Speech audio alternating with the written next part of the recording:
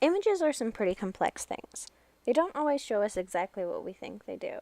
And in this video podcast, I'm going to be talking about some of the different truths and realities of different photos that I have taken or different photographs that I have manipulated to show something different than what they actually are. So in the first three sets of images, these two being the first set, I wanted to talk a little bit about the truth of photography and how a lot of the photography that you see in real life isn't actually true. This being an example of that, on the right you'll see the final image that I created, and it's not what you would typically see. It's not the actual image, it's not what actually was portrayed. That was on the left. The left image is the actual image that I originally took. It's the original, unedited, nothing done to it except maybe a crop. And a lot of advertisers use these editing techniques to portray their products in a different light, usually a better light, and to get you to buy their products. Or artists and photographers, we use editing techniques like I did to convey a certain feeling or a certain aesthetic in their work. So not a lot of times what you see in photography isn't always what you get. These three images that you see here are perfect examples of posing for photographs, staged photographs. A lot of photographers and advertising companies use staged photographs to get you to buy products or believe a certain thing about the photographs you're seeing, and that was the case for these. I wanted people to believe a certain thing about the people in the photographs. They are actually miserable.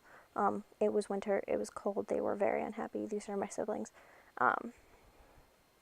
But a lot of times, knowing that something is staged will change the viewer's perception of a photograph if the photograph was originally presented as being completely candid or taken in the moment.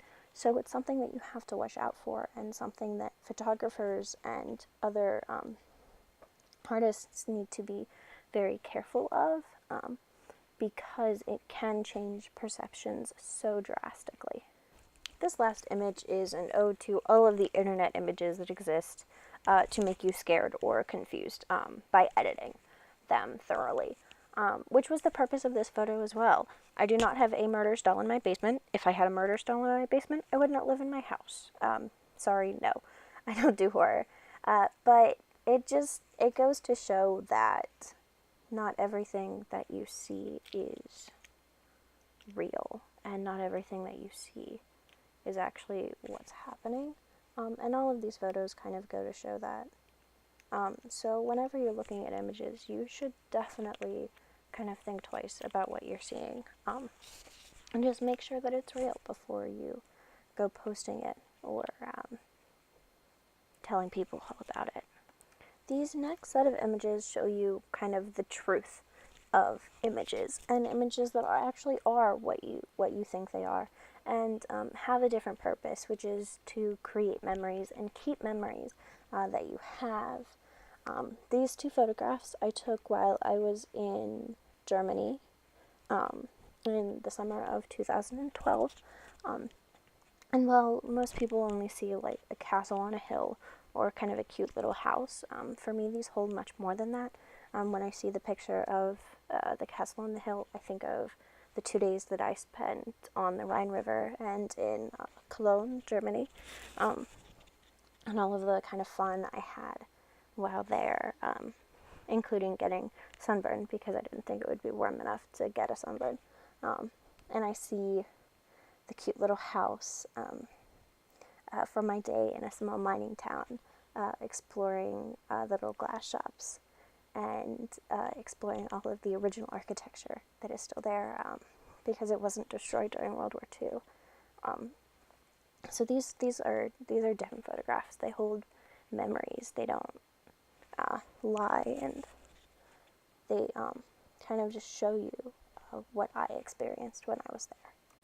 This photo is another kind of example of memories that you have, but not only this photo memories, but it's also a reminder. I took this photo again on my trip to Germany, but this was taken at the Jewish Holocaust Memorial in Berlin, Germany. And it's kind of just a reminder that we have to remember the past and remember what's happened so that we can kind of learn from it and try to prevent the atrocities of the past from happening again in a more modern era, and remembering those who did end up being persecuted for who they were or what they believed. This last set of images, while also holding memories, hold a different kind of memory. These memories hold times with friends and family that I've spent over the years. The image on the top left, it shows me with my sister and my two female cousins on my dad's side. And it was taken at Christmas time, so not only do I remember Christmases with my family over the years, but I also remember kind of growing up with my sister and with my cousin, who is the exact same age I am, give or take a couple weeks, and then getting to see my cousin born, and just all of these times that we've had with family over the years. And the second photograph on the bottom right, that shows all of the cousins on my dad's side of the family, with the exception of my older brother, who had to work that day. And then a couple extras, like girlfriends and other family members and friends of the family. And that kind of shows us what you can't see in the photograph. You kind of just see all the people, but what you don't see that I can see behind it is it was taken at an amusement park that we go to every single year with all of my cousins, and it's a fun time to spend with family and to kind of relax and have a good time before we have to go back to school and kind of go back to work and kind of really start the year over again, the school year's over again, and just to kind of relax with everyone. We don't get to do that much because we're all getting older and we're all kind of going our separate ways. So it's nice to remember the fun that we've had and all of the misadventures that have gone on throughout the years. As you can see, images are some pretty complex things, and you can do a lot with images.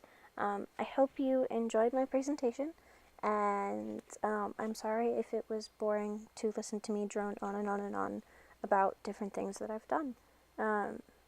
Thank you for watching, and at the very end is the citations for all of the images that I've used in the presentation.